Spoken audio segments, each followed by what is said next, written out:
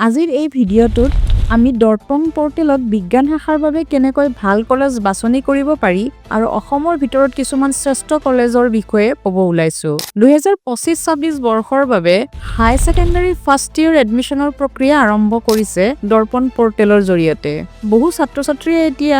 science ষ্ট্ৰীমত বাছি লৈ ভৱিষ্যত গঠন কৰিবলৈ আগ্ৰহী কিন্তু সঠিক কলেজ বাছনি নকৰিলে আগলৈ গৈ অসুবিধা হ'ব পাৰে হেয়ে আজিৰ ভিডিঅ'টোত তোমালোকৰ বাবে অত্যন্ত সহায়ক হ'ব প্ৰথমতে গুৱাহাটীৰ কথাই ধৰা হওক গুৱাহাটী মহানগৰীত থকা কিছুমান কলেজে বহুদিন ধৰি বিজ্ঞান শাখাৰ ক্ষেত্ৰত অগ্ৰণী স্থান লৈ আহিছে তাৰ ভিতৰত প্ৰথম স্থান আছে কটন ইউনিভাৰ্চিটি যিটো অকল অসমৰ নহয় উত্তৰ পূৰ্বাঞ্চলৰে এক উল্লেখযোগ্য শিক্ষানুষ্ঠান ইয়াৰ সুব্যৱস্থাপিত লাইব্ৰেৰী অভিজ্ঞ অধ্যাপক আৰু একাডেমিক এনভাইৰনমেণ্টে ছাত্ৰ-ছাত্ৰীক সুভৱিষ্যত গঠনত সহায় কৰে ইয়াৰে পিছত আছে B Barua college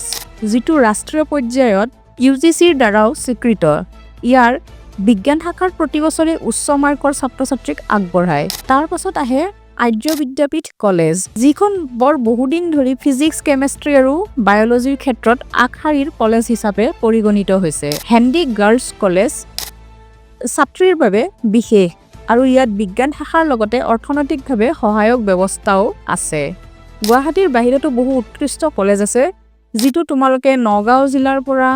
Nagaon college এটা ভাল বিকল্প হ'ব পাৰে ইয়াৰ বিজ্ঞান বৰ শক্তিশালী আৰু বহু বছৰ ধৰি ভাল ৰিজাল্ট দি আহিছে ইয়াৰে পিছত তুমি লোৱাৰ আসামৰ ভিতৰত যদি ধৰা তেনেহলে বজালী কলেজৰ কথা ক'ব পাৰো এইখন কলেজৰ পৰা বহু ছাত্ৰ-ছাত্ৰী খুব ভাল নম্বৰ সহ উত্তীৰ্ণ হৈছে ইয়াৰে পিছত যোৰহাট ডিষ্ট্ৰিক্টৰ পৰা হ'ব যোৰহাট সায়েন্স কলেজ যোৰহাট চহৰত অৱস্থিত এই কলেজখন বিজ্ঞানৰ ওপৰত বিশেষ গুৰুত্ব দিয়ে আৰু ইয়াত ৰিচাৰ্চ ফেচিলিটিজ উপলব্ধ হয় ইয়াৰ পাছত আছে Sivasagar college Darrang college Tezpur college এইবোৰ উৎকৃষ্ট শিক্ষা ব্যৱস্থা আছে কলেজৰ বাছনি কৰাৰ সময়ত কি মনত ৰাখিব লাগিব কলেজ কেইখনৰ cut off mark last year কিমান আছিলে হেতু চাব লাগিব টিচাৰ্ছৰ কোৱালিটি আৰু লাইব্ৰেৰী ফেচিলিটি আছে নে নাই হেতু জানিব লাগিব লোকেশন আৰু একমোডেশন ফেচিলিটিজ তোমালোকৰ বাবে উপযোগী হয় নে নাই এটো চাব লাগিব আৰু দৰ্পণ পোৰ্টেলত কলেজৰ নাম দিয়াৰ সময়ৰ আগত ভাল কলেজ দিয়ক কাৰণ মেৰিট লিষ্ট অনুযায়ীহে এডমিশনবোৰ হ'ব এইখিনিয়ে আছিল আজিৰ ভিডিঅ'টো ভাল লাগিলে লাইক শেয়াৰ কমেন্ট আৰু সাবস্ক্ৰাইব কৰিবা